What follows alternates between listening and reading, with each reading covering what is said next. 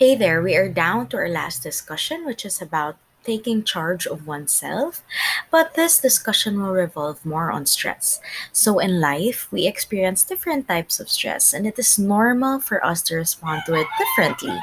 Let's first define what stress is. Stress is the body's non-specific response to any demand, whether it is caused by or results in pleasant or unpleasant stimuli.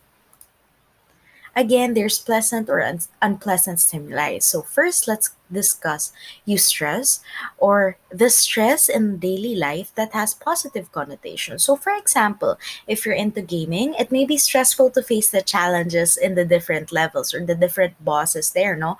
But you are rewarded in the end and you level up. So that gives you you are in a euphoric state when you experience that stress or when you overcome that stress. So there is eustress, which has positive connotations, and there is distress or the stress in daily life that has negative connotations. So example, when you're going through a breakup, that is distress.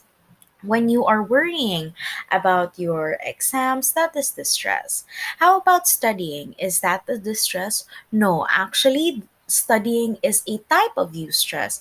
You are putting yourself under a certain stress that you know will reward you in the future. So there are eustress and distress, or two types of stresses that we experience.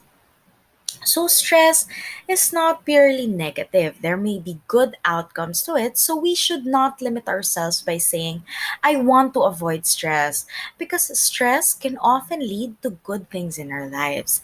And stress may affect our bodies differently, as mentioned before, sometimes in little ways, like when you hear bad news, sometimes you want to drink water just to relieve yourself. Or serious things like a stroke or getting a heart attack. So there is a spectrum of reactions or responses to stress. The question now is, stress part of our culture?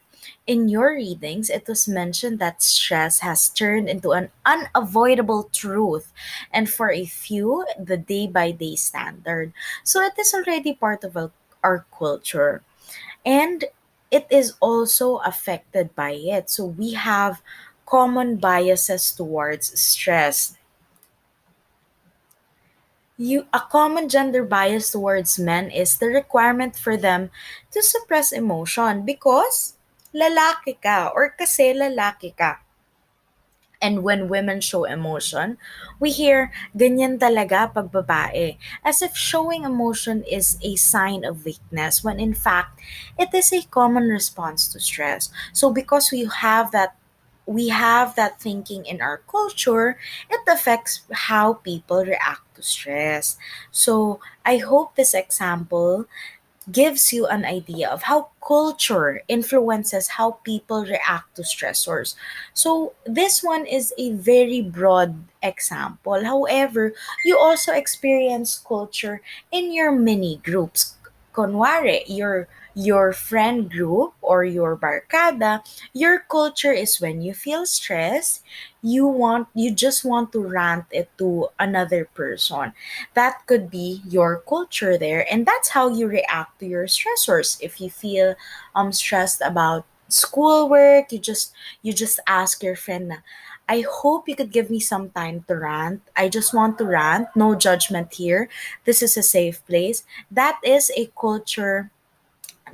possible culture that affects you, meaning you are taking out your stress on someone else, and you're not doing it publicly. Some naman, they choose to take out their stress publicly. They tweet about it, they rant on Facebook, and that's totally fine as long as you don't regret what you say online. So that's an example. It is really a short discussion for us today.